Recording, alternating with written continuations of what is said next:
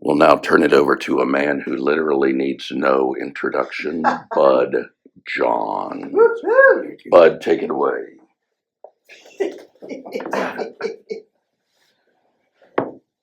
Everyone's familiar with free will, I think. It's a really cool concept. And I noticed that it branches out into two major directions. It branches into willingness, and it branches also into willfulness that we all have. I think one of them is more masculine quality, one of them is a more feminine quality. Gee, which one is which? Depends on how the person is exercising their free will. Apparently, what I'm learning is all the things that have changed for me. Everything has changed and nothing has changed at the same time. And this concept that some of us, most of us, are endeavoring for is to become aware of ourselves, enlightened being. And I notice, I'm pretty sure that the only thing that gets in the way of that is the barriers that we put up to it. Because I think that we're pretty much start off as, in a new sense, as a totally connected being in a human body with all the other things that we don't have definition for, that we call ineffable. You missed the introduction. Welcome, Sherry. Perfect. So we started with the idea of free will, and it seems as if it branches off into two main groups: willingness and willfulness. It kind of goes off, and we all know people who demonstrate one part or another of that. I've had the great fortune recently of working with fairly newborn babies in the ICU over Providence. And it's interesting to hold this new human form that has it has some, but it has almost none of the societal constructs, programming, overlay, matrix, whatever you want to call it. But I did notice that, and that's fun because the baby's more holding me than I'm holding the baby.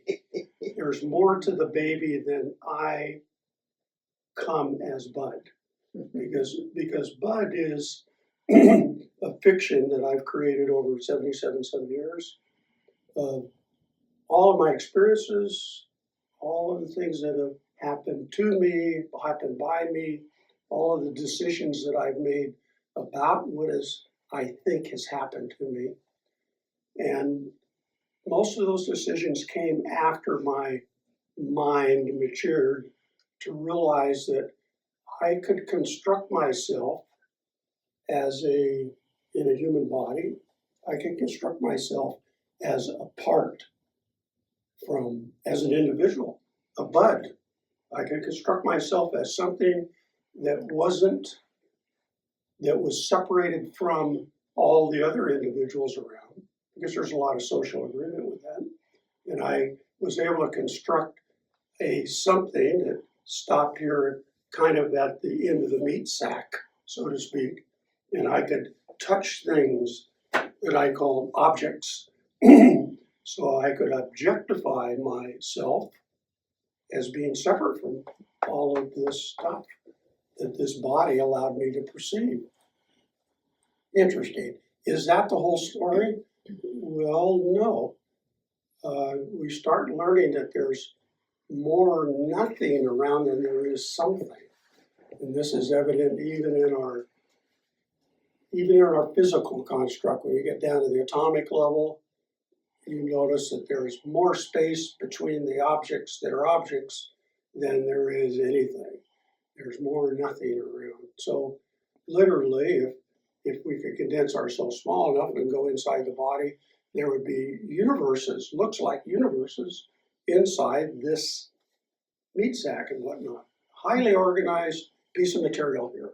Really lovely, especially when you're able to hold one that has this incredible intelligence to it, a young baby, just a few-week-old baby.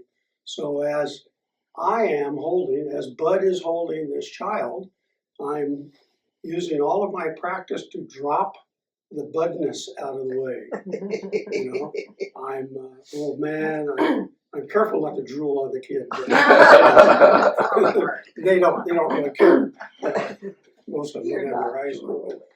So as I'm dropping this budness, it's as if I am being embraced by something very lovely. There's, I like the hospital. It's like this room. We kind of like this space. We can kind of be embraced as individuals here because we have a comfort here. We can kind of be embraced in our own bodies because we can rest here. And we know that most of the boogeymen have been exorced, if that's a word, from the building here. And all of the drumming and all of the sage and all the candles and all the prayers and all the positive thoughts and all of the ceremonies that have gone on. So that's what I'm trying to drop while I'm holding this fairly newborn child. Drop the ceremonies that I've given myself as a bud, as so old, knows so many things, got certain degrees, just all these cool things that I think I can do. But in this moment of holding the child, I'm communicating with something that isn't there with words. It's kind of beyond description. But this child is in it deeply.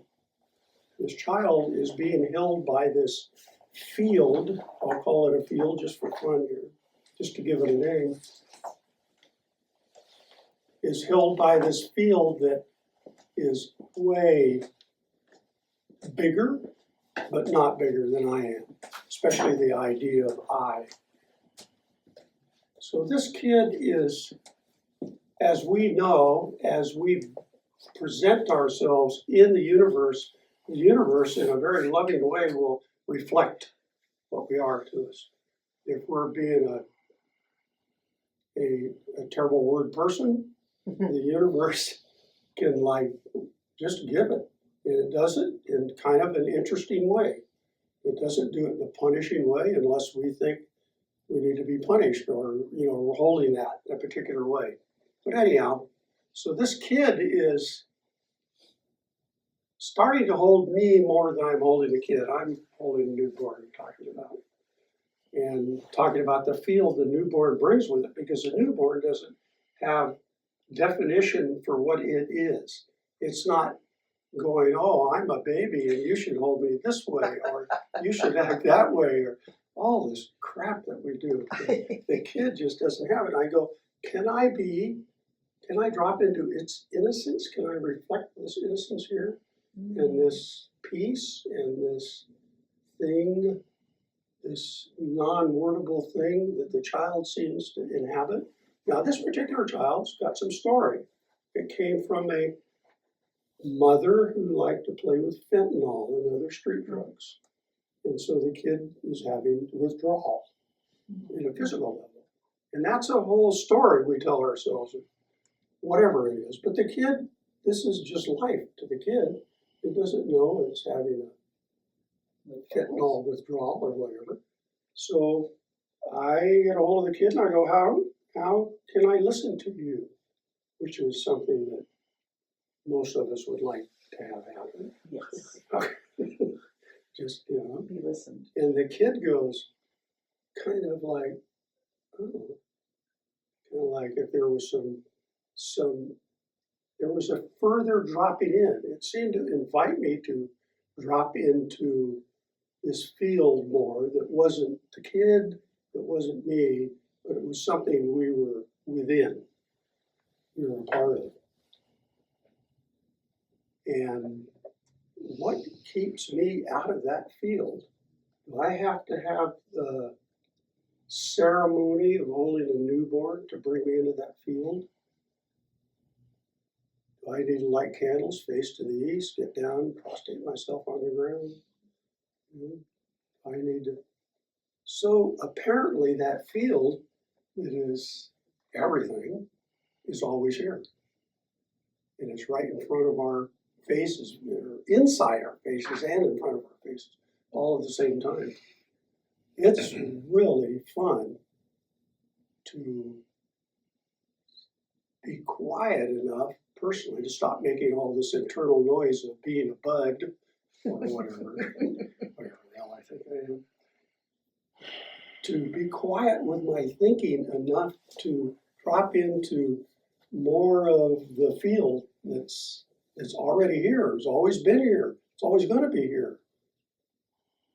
And I go, wait a minute, isn't there a time limitation on this? Only if I think there's time involved. Wait a minute, isn't there a space limitation on this? Only if I think the limitation of space is a rule that has to apply here. Okay. So apparently one of the easier ways to find oneself more conversant with this field that's always here, this infinite field, is to feel the way in. Not think the way in, but to feel the way in. And the receptor that we have for feeling our way in is this incredible human mechanism that starts off as a little baby and then gets older and older and does what it does. The other thing that I'm starting to recognize, and even right now, this moment, is the other group that I really enjoy playing with are the people that are passing, that are dying. And I say the word play very lightly because I'm playing like the baby that I'm holding in the same way. How can I come into the field with this person who's transitioning and let them be heard, let them be felt, be seen? And boy, there's not much difference between going out or coming in when it comes to this field, or in the middle where we are, someplace in between this coming in and going out thing. And I'm going, wow, what am I missing here? Mostly everything. What I'm missing, I can kind of get a sense of. I can point towards it. I can kind of feel my way into it. And when I'm in the little aspects that I'm in, it feels very fluid, very delicious, very golden, very blissful, very calm, and very effortless. I don't have to employ thinking to remain into it. But as an experiment, the more I think about it, the more I go out of it. Yeah. Okay. Now, thought is really cool, but most of us have conducted our thinking to create an abstracted reality that we can then use to think our way into a future. So we reach into the past of all the things that we've done, that have happened to us, and try and construct a reality that is close, akin to what we think is going on now, and try and predict into the future using that. And we think we're being safe by doing that. That's okay. It's not wrong. There's nothing wrong with it. However, trying to learn to drop the distraction to just simply being here, the distraction being this constant off-ramp we have to the past, to my memories. This is like that. Oh, this is what this is. Oh, this reminds me of, oh, this. This is not that. This place only happens in the moment. Its fullness only happens now. These constructs of how close it was to last Thursday or whatever are a beautiful way we have of illuminating thinking to make it appear to be real. And the other part of thinking that we're habitually into is to look at something and start going, oh, that's what this means. That's what this is. This is an object. Oh, no, hell no, folks. There's so much more than objectifying with thought. Thought's cool. It's not wrong. It's not bad. However, it's an off-ramp that we use habitually to go to the past. We get so habituated to reacting to our thinking in these patterns. You know, somebody cuts us off in traffic and we righteously become angry. You know, it's our right. The bastards cut me off, you know, and all that goes with it. However, we've left the building. We're not in the greater space. We've narrowed it down into a little recreation of the past, into habitual reaction of anger, emotions, and stuff like that. Nothing wrong with that stuff, as long as we consciously realize that our attention is kind of the steering wheel for what's happening. If we put our attention into the past or our attention into the future, to that degree, we're not here. When we put our attention into the now and quiet the noise, then this other stuff starts showing up, this ineffable stuff. So one of Rumi's things was asking the wise one to teach the greater knowledge, and the wise one whispered in the poet's ear and said, I can't speak of it because it's hidden in silence. And I would add to that it's silence of thinking that allows a greater field to become loud enough to be heard through all of the constructs that we do in a mental sense. The Tao, the gardener in the way back when in the Lao Tzu song, in the garden, somebody was coming trying to ask somebody what the Tao meant. And the gardener said, well, if it could be explained, that's not it. Because the explanation forms an idea which is not as fluid as everything.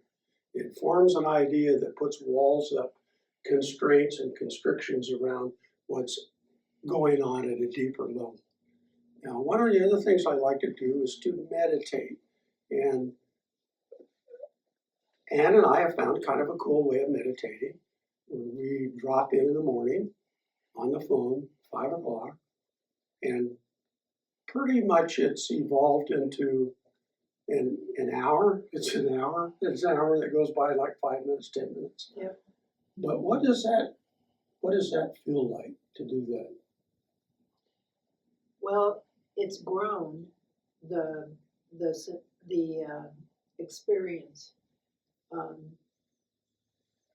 I feel a hum, if that makes any sense, between Bud and I, because we usually don't talk.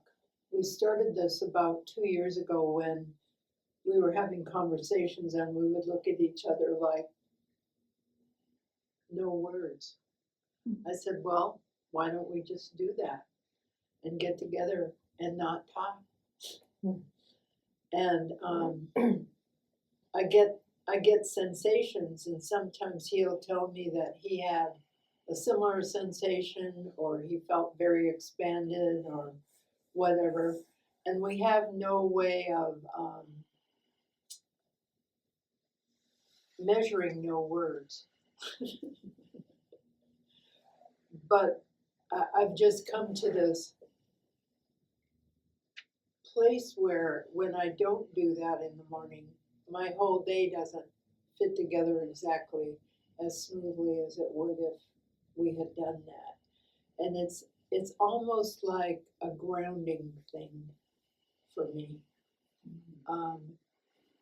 Grounding and expanding all at the same time, if that makes any sense to you. It does. It makes sense because that's a pretty close definition of what the Tao is like. The opposites come together. I'm heavier and lighter. I'm more in my body and out of my body. So we have,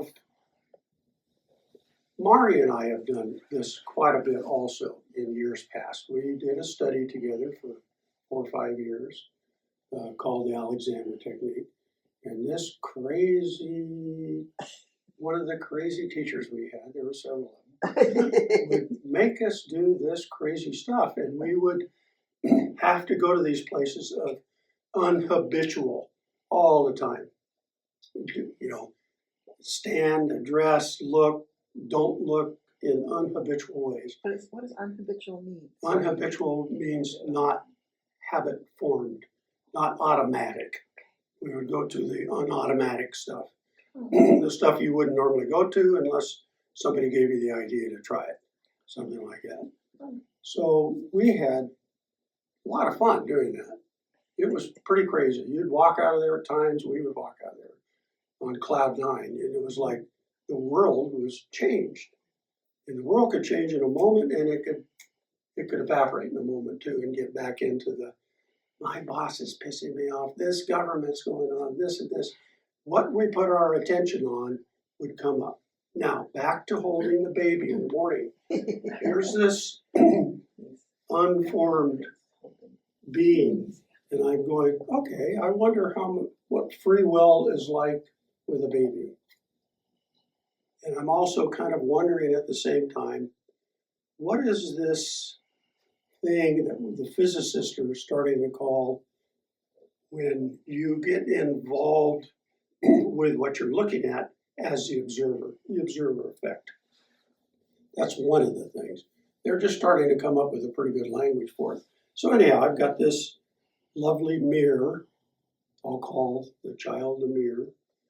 And I have a lot of physical contact with the child. I've got both her hands her feet, in one hand, and maybe her hands or something in my other palm, and I have her laying in my arm here, stomach. So there's a lot of physical contact, so I can feel all the little twitchy stuff the kid's doing.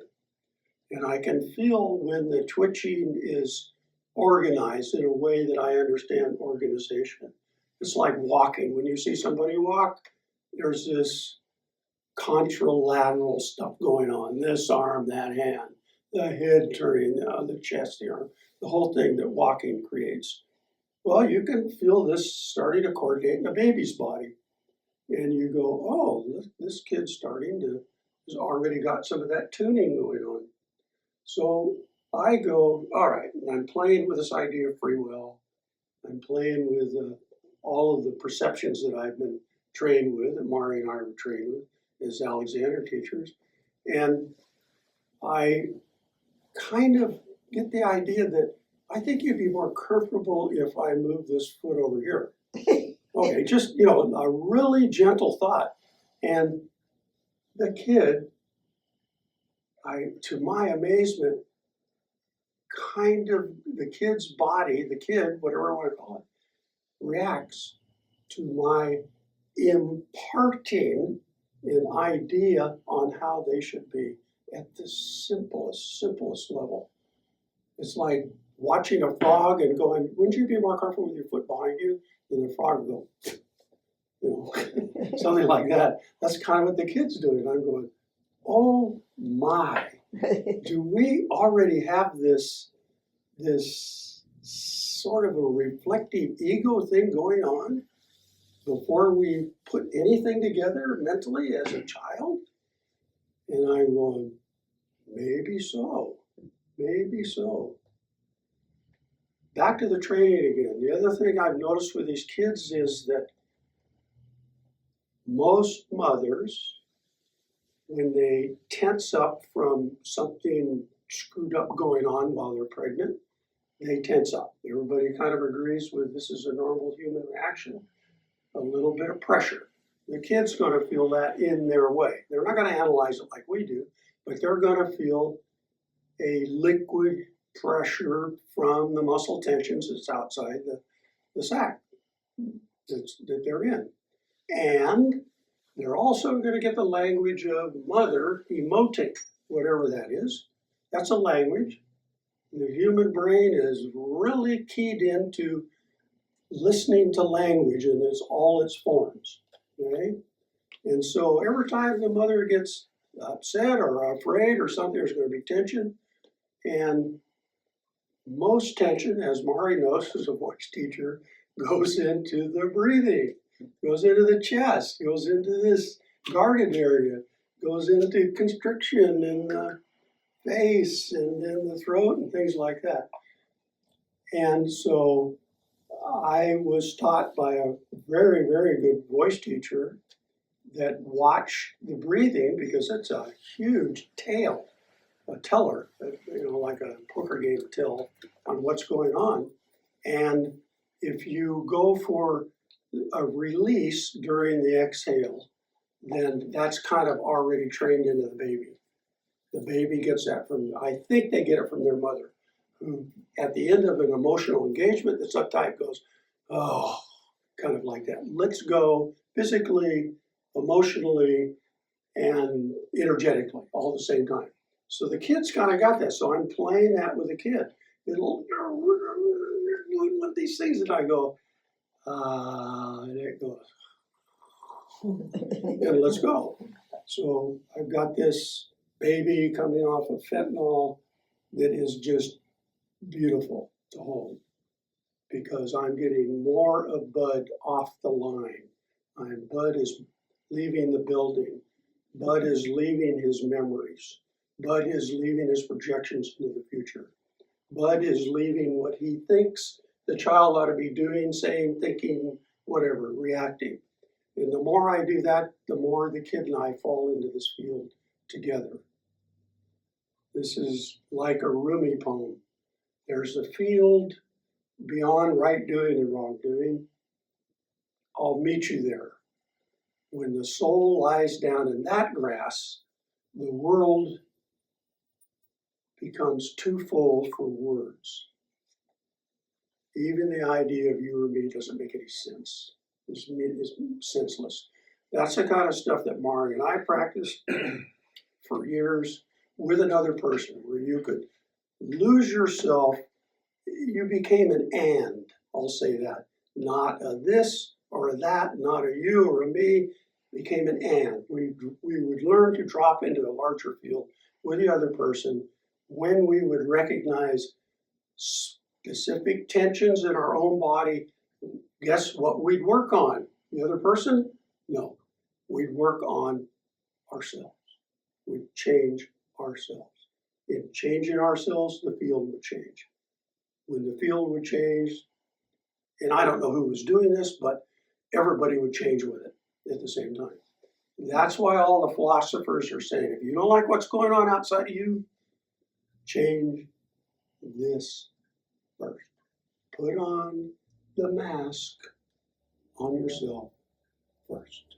Then everything else will come from. So we've got these two universes. We've got the one that we all created, our identity, what we wear, all our costumes, all our beingnesses, all the proper and improper things to do, places to go, things to see. We have all of our rituals that bring us into certain aspects. And then we have a more complete field that ours is within. All of ours is within this larger field. This larger field contains everything. It excludes nothing. And even saying it that way isn't, because nothing is part of it too. But the people who must exclude specificities from their environment, from themselves, from their friends, whatever, that's a tell on what barriers they have erected personally. That's it. It's that simple. It can't be that simple, but it is that simple. Ruby says that if you're, whatever you're seeking from love, do not go outside of yourself seeking love. Merely remove the barriers that you have created within yourself. And that's what the greater sense of things is being very clear to show lately.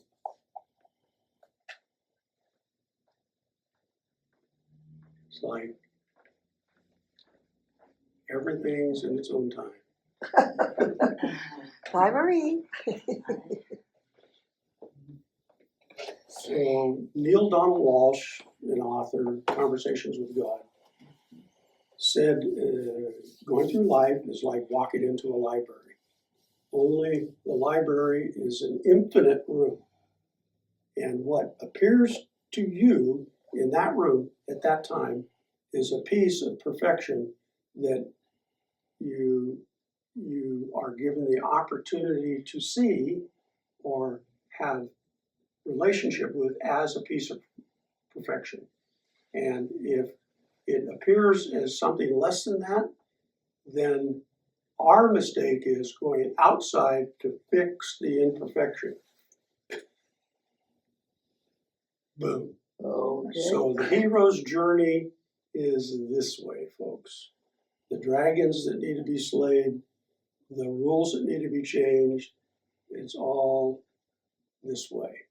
It's that simple. But the mind keeps taking me on these off-ramps, keeps taking me to my memories, taking me to the past, trying to configure what I'm looking at, making sense of it.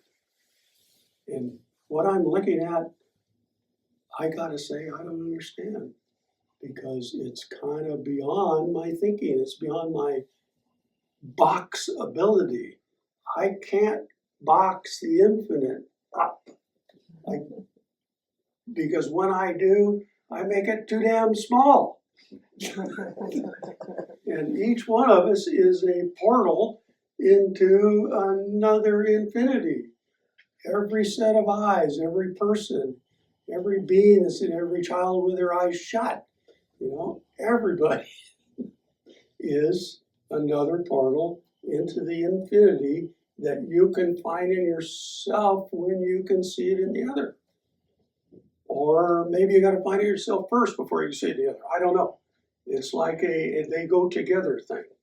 Like this kid relating to me, having ideas on how it should be laying there. Are you kidding me? Who the hell am I? Who am I to think that I know what everything is? It's absurd. So do you, when you're holding the baby, do you ask the baby questions like, what does abundance feel like? Sorry, Ed. No, Why not? And is Why it a not? telepathic question? No, I'm Okay. I'm very serious Thank you because for they're so that. close. I think they're very telepathic. Is that the right way? Telepathic. Telepathic.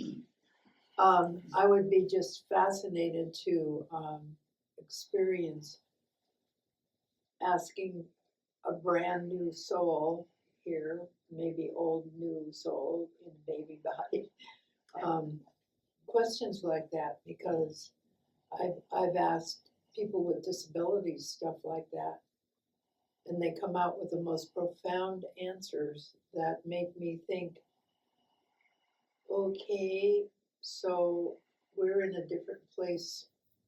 I'm no longer the caretaker, you're no longer the one with what we're called. I'm no longer the one who Right. babies only me. And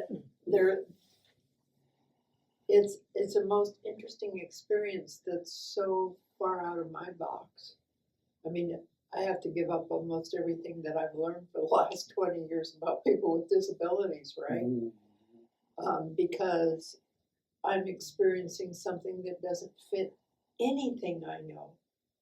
That's because it's outside of the small box of our thinking. And the eye contact is most curious to me because I feel like they're looking at me from a different point of view as well as I'm looking at them. And when we're doing that, I think that that's where we hit the expanded, when we go together through the vortex. Mhm. And it may only last 5 seconds, but it follows me around for the whole rest of the day. Beautiful. You and Steve are bringing up something that I meant to make as part of this, and that is there's a podcast out called The Telepathic Tapes. And they've gone through 1 year. Now they're free. Anybody that knows how to get to a podcast can find them, The Telepathic Tapes. And what happened was a mother of an autistic child who couldn't speak was getting communication from her non-speaker. Okay? And this kind of became apparent. They started doing experiments, yada, yada, yada. So this lady started interviewing, and this started expanding, and what they found was, and from the axiom of the mother of all invention is adversity, is one of the phrases we've all heard. And for a child to be trapped in a body with the adversity of not being able to speak and being housed with this incredible language in machine, the brain, the mind, whatever you want to call it, they found other ways of speaking.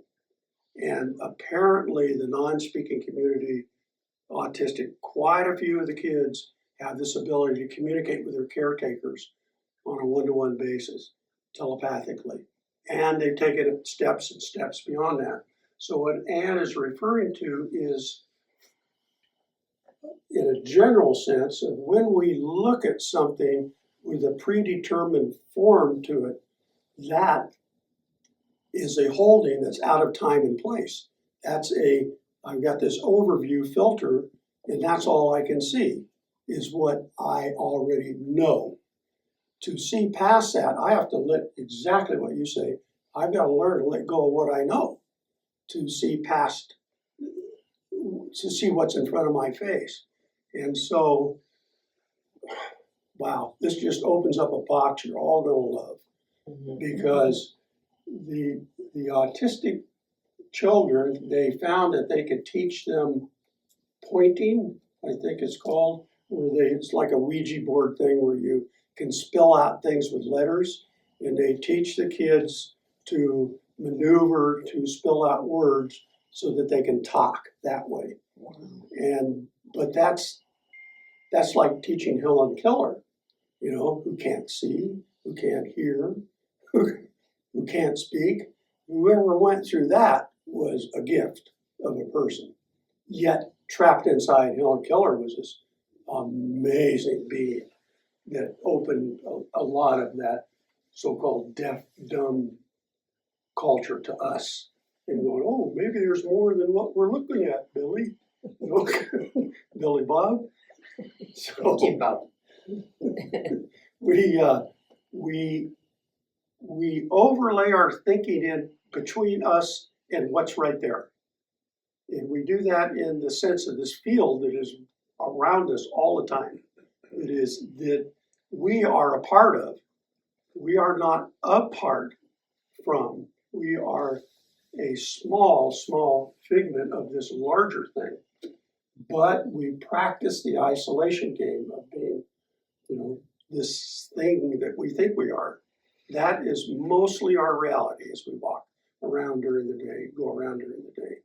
To see past what we know, you've hit it on the nose, is the trick. My learning experience with this is really interesting. Silent meditation, going to retreats, opens up the floodgates of how much junk is going on in the background as you just try and sit there.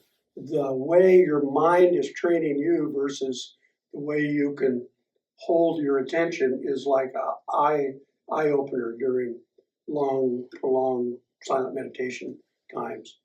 Or as Anne said, what if I asked a question But what if you ask any question of the universe at any time and hold yourself quiet enough to hear the answer? Oh, baby. The universe always responds without fail. This is the most gorgeous, reflective sort of a thing we've got going on here. At present, there's not very many mental constructs that get close to it. Some of the physicists are starting to get close to it with their quantum entanglement ideas, with their ideas of the observer effect. The observer always changes the effect of the outcome somehow. You know, that's because the thing might be happening within the observer, and what's being built out that we call out there is maybe it's an inside job, folks. Maybe. The double slot test, Yeah, that's you know, it changes with the observer, whether it's observed or not. And it doesn't even have to be a human observation. It can be as simple as a camera. and they've recorded some of the stuff and had it change. When they record it, When it they comes out as a redo it. wave, I believe. And when they just shoot it with no observation, it comes out as a solid. And when they reviewed it with observation, it's something else, or can change. Every time they put observation on it, and it's what we're talking about is photon of light, and they were trying to figure out if it was a wavelength or just a solid spot of light. So when they shot it through without looking at it, it didn't matter, you know, how they did it. But when they shot it through, it would go through the slot, and it would appear to be just a solid light. But anytime they tried to observe it or record it in any type of way, it would come out as a wavelength. And you could tell because it was registering on kind of a photo paper. All right, so observer effect is just the beginning of this. Now, you can take the idea of observer effect and start applying it to telepathy. So these kids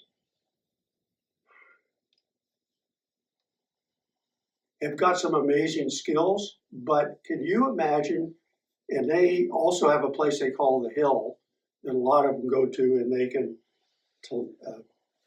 hook up with each other in a telepathic sense, and the non-speakers can. And they've done experiments to see if speaker A can take something to the Hill and speaker C can come back, or non-speaker C can come back with it, the information, then spill it out, even though they're thousands of miles apart, and yada yada. You know, plants can do that too, right? Okay, so why not? Why aren't plants conscious or part of the conscious Actually, field? they've measured plants, and we've seen the plants talk to us here, but when you measure the leaves with the electro probes that they put on them, Electric a stuff. plant can tell the person that's coming in and recognize them, especially the one that waters them. Mhm, And if you threaten a plant, mhm. it will freak out. And if you do it enough, the plant realizes you're not serious and it just treats you the same. So it does have understanding. Mhm. But if a new person comes in to threaten it and they don't know that person, then they freak out again until they realize that person's not going to do what they're threatening to do, which is pretty amazing considering it's just a plant. So let's play with this little concept of telepathy. Let's say these kids can read minds. And historically, we have put them in some pretty tight boxes, behavioral boxes, because a lot of them are ADHD, ADD, a lot of them are hyperactive, don't have excellent motor controls, haven't been able to focus long enough to learn how to speak or to control muscular movements or things like that. So, however, they have some clarity that we don't have access to because we're busy with our I'll just say ourselves, our off ramps, yeah, our off ramps, or our launches. So anyhow, you walked into a room of these kids and they've been, constrained by every social mode possible. They've been held and constricted and this and that and housed, institutionalized and this. So if you walk in and you're one of us, you think the kid would like just go, "Oh, can you hear me?" Because I've had something like that happen to me one time back in college, and I freaked out. This was by an older gentleman was driving. His wife was in the back seat, and I love these guys. They're really liked them, but they were a pretty interesting couple. They were fairly evolved. Anyhow, so I'm listening to him speak, and in my mind, I hear every word he's putting together sentence-wise, and then I hear it come out of his mouth. And then I go, okay, this is kind of interesting. But it keeps happening. And then my mind goes, wait, go tilt here, go react here, because what's going on here? Is he listening to my thoughts and then saying them so that I'll admire and agree with him? I didn't go anywhere but that, so I freaked out. I go, what are you doing in my mind? Or something like that. He has no idea. He's just an innocent over there being genial and talking. His wife, Jessie, held a field that was crazy. Now I understand what was going on. She was just opening up the field, and I was picking up, at a sub-vocal level what was going on. But I pooped in my pants over it. I wasn't ready to have that sort of thing. So can you imagine if you walked into a room of those kids and they let loose with some personal information of yours that you didn't think anybody would ever have access to or something like that? Whoa, tilt. All right, so You the can tapes. see it in their eyes. You can see what's going on. If right you there. look past your own, Well, you So- have, when I'm saying seeing, it's like open, I'm looking in your eyes, no more anything, just, and it's almost like, oh, I'm so happy you showed up. Yeah. Okay. kind of like the I thought dog. I was here before, but when I look in your eyes, you just saw me show up. And again, it lasts that long. Mhm.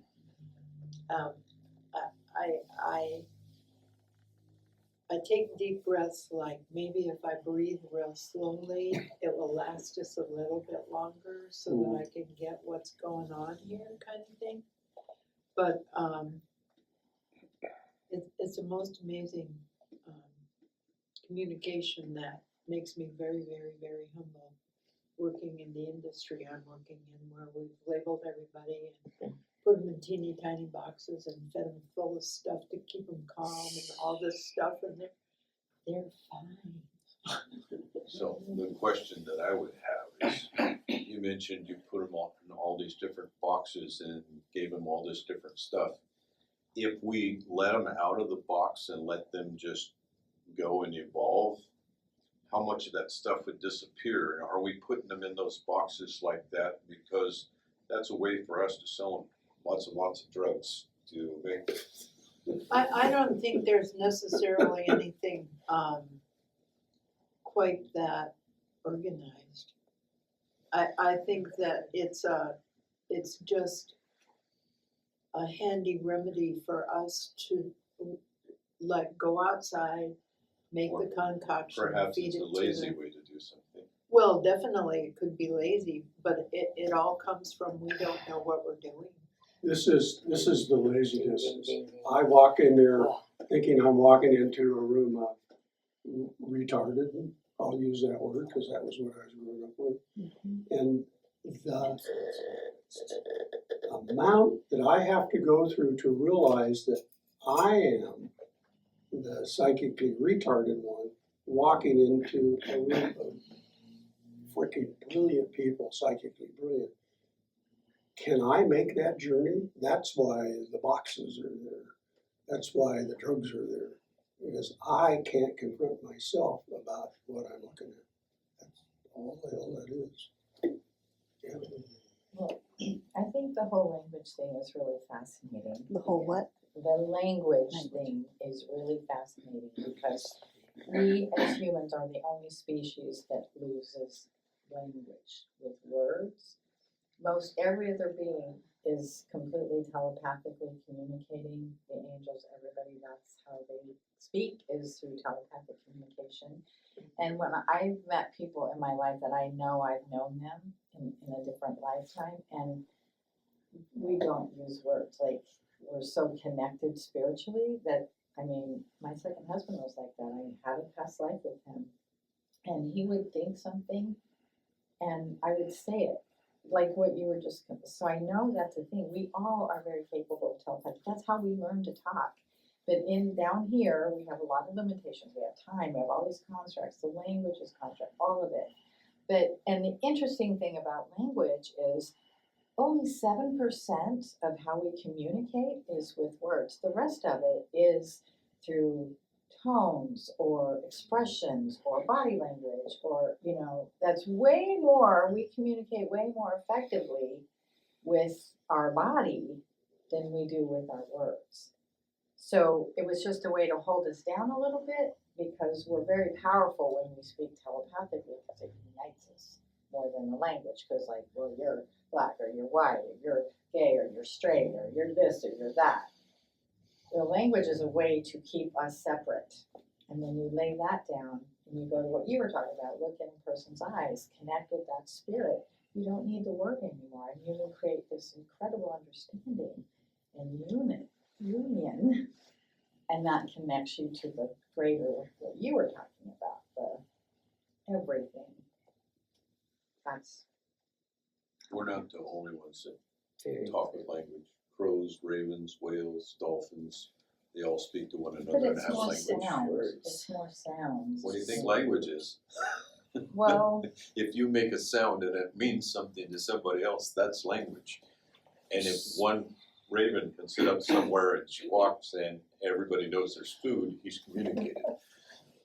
well, I know, but they squawk. We use words. Words, Okay, that's the so- big It's the difference. difference. That's what you said about Well, language. maybe You they said think we words. squawk and they're using words. They are highly intelligent because they're not using the word, they're using that other way of Here's communicating. a thought for you. The first time I heard a couple of Eskimos talking that lived on St. Lawrence Island, it sounded just like grunts. That's what And I they- said, you guys are communicating, what did you just tell him? And he told me what he told him.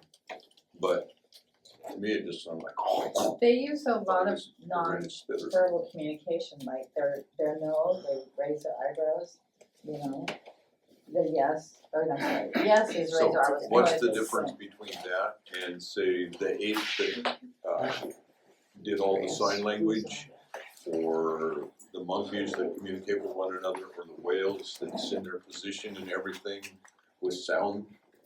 Well, it's sound, it's not.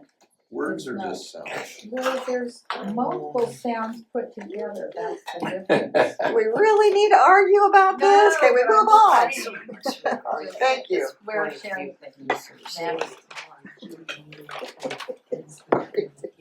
I thought it was really fascinating. I just got to share this part about when I was reading the Akashic Records. My mother didn't really believe in the whole concept of Akashic Records, though she has been telepathic, and her mother was telepathic, and I'm telepathic, and my sister didn't believe in telepathy, but anyway, she has to now. Point is that when I was reading the Akashic Records, I asked my mother if I could ask her dog something, and she goes, "Oh, I don't." Or if I could read her. And she goes, "Oh, I don't think so." I said, "Well, let me read your dog then." And she goes, "Well, go ahead." And so the dog was sleeping right in front of me. I mean, she was dead asleep, I thought.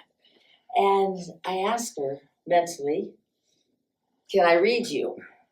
And she woke up, looked up at me, and walked away and sat by her mom, or my mom. And I went, oh, Answer was no. okay, yeah. And so body language, but she looked up at me and probably said no and just walked off.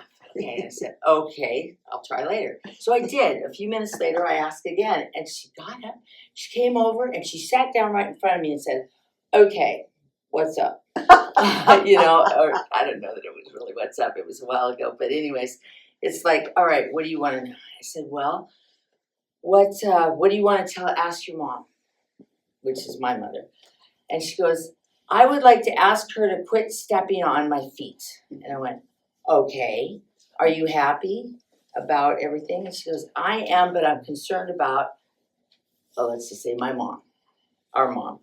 And she goes, I think she's sick, or, you know, I think that I said, well, you know, if you were to not walk in front of her, then she probably wouldn't step on your toes so much. And she goes, okay, well, thanks. And I told Mom this, and she says, oh, I don't step on her toes. And I said, well, okay, you know, because everybody has a right to their opinion. And then later on that day, she goes, you know, I stepped on her toes twice today. And I went, okay, well then, listening to your pet, and your pet is concerned about you, so you need to either go to the doctor or check something out or whatever. And she ended up having some internal infection, whatever. I mean, I found that out later. But anyway, so, you know, the whole concept of telepathy and not knowing, and that your idea about the baby, I don't think there's been a lot of research like that, but I think it's a great question, because why not? If you can telepathically speak, and they're so much closer to having come back or whatever, or unless it's their first time around, but I think it's interesting. That would be a fun little research for somebody who can speak baby. I don't. Baby. Baby speak love. Baby Okay. whisper, baby whisper. Baby whisper, they speak love. Yeah. They radiate love, that's why they light up the room. Because they're just pure little bundle of love and light source. There you go.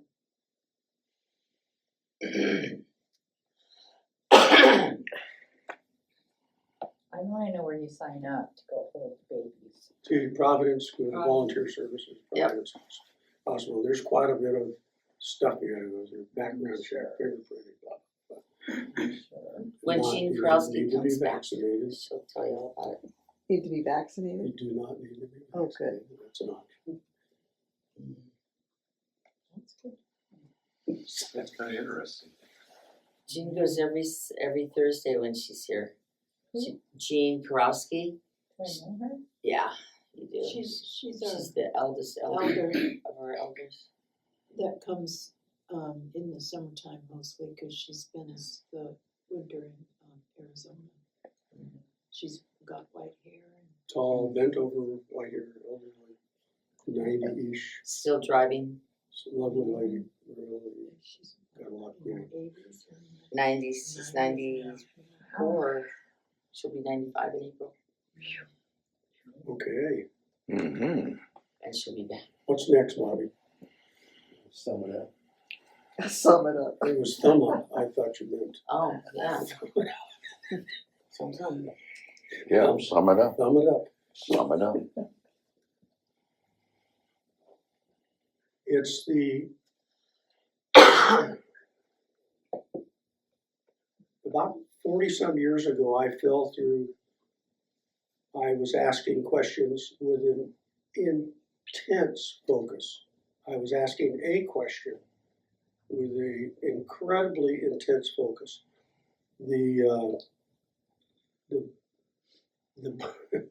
Some of the Buddhist folks would call this the single-pointed approach. Some of them use a cone, like what is mu? Something you've been exposed to that. I was asking a question, and I was not letting anything distract me. And I'm talking about I was not letting anything distract me. Death itself was not going to distract me from having the answer that I was asking. And I realized that I was being distracted. okay, I was being distracted from something. I would head toward, I'd get close to something that I couldn't describe, and I would be distracted from it. And I mean, a raven might call, that would be a distraction. A bird would fly by, a fish would water, a noise, a thought, of course, would be a distraction. But I realized that I couldn't enter without being distracted. I kept having the distractions distract me, right? And I got pissed, and I got focused, and I got razor edged, and then I fell through something. I fell through the illusion of this universe. I first fell through time and space, and all kinds of other things I fell through. And just to put it into a perspective, an acquaintance of mine, a guy that had died for 45 minutes as a kid, that was resuscitated on the beach, Peter Grunwald. I don't know if he did the eye stuff. He's an Alexander guy also, lives in like, I don't know, Australia maybe. Anyhow, Peter died 45 minutes on the beach, but he watched the whole thing from out of his body. And he said years later, when he came alive, he was traveling in the Himalayas. He got on a bus. Sitting in the back, or close to the back of the bus, was our friend who's the head of the Tibetan enclave, the Dalai Lama. And he made eye contact with the Dalai Lama. And they looked at each other, and he said, "Time stopped." And he fell into this etheric infinity, and he realized that, oh, we've known each other, whatever, you know. And he said, time stopped, and they had this huge, enriching path communication that went on and on and on, and yet it was only a brief moment. So that is what I fell into, was that crack of time, space, all of this stuff. And when it came back alive, when it came back into this present moment, there was no time passed. And I went, what the hell just happened? And that was what happened. I got a moment of no moment. And so Glimpse through the keyhole. fell through the keyhole, fell into the crevasse of nothingness or whatever. However, holding the babies reminds me of that, being able to look into another person's eyes and lose my self-filtering that's between us, the Buddhism, whatever we want to call it, all the hundreds of things I call myself. Yes, Steve. When you are cradling these infants, do you have a conversation? Do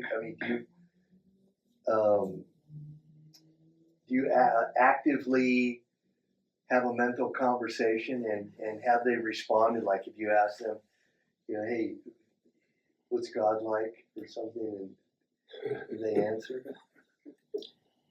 It gets way quieter than that. It's way less than asking with words, stumbling around in concepts or something. Kind of that stuff is already let loose. Right. Words can murder a feeling. Yeah. So that's kind of what I've learned.